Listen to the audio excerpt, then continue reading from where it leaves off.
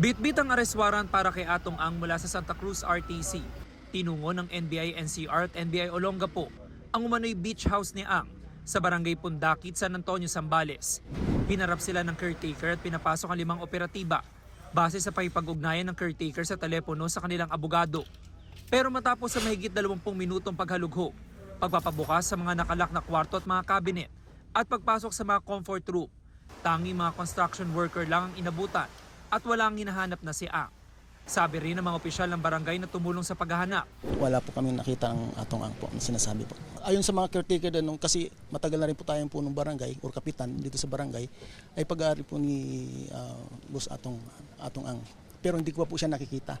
Since naging kapitan po ako. Wala rin nila silang napansin naglalabas-masok sa property nito mga nagdaang araw. Actually, labas-pasok kami dito dahil nga po laging tinatamaan ng bagyo po ito. Wala naman po kaming kahinahilalang nakikitang bukod sa paggagawa ng construction. Dahil bigong matagpuan si Ang, ipinareceive na lang sa punong barangay at caretaker ng property ang arrest warrant para sa mga kasong kidnapping at serious illegal detention. Sir, gusto lang matanong, ito ba pagmamayari Atong Ang o ano po? Sige po, sir, salamat po. Mula Legazpi City, maagang tumulak papuntang Libon, Albay, ang mga tauhan ng National Bureau of Investigation.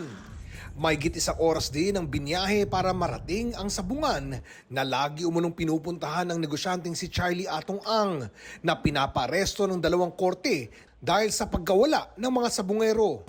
Sinuyod ang lugar. Gumamit din ng drone para masiyasat ng gusto ang napakalawak na lupain.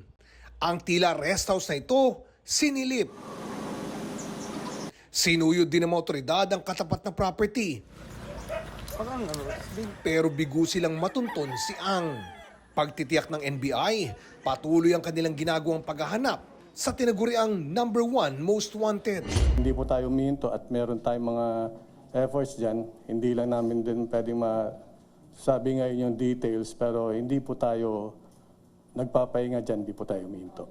Una nang sinabi ng NBI na naniniwala silang nasa loob pa ng bansa si Ang, pero hindi sinasantabi ang posibilidad na illegal siyang nakalabas ng bansa.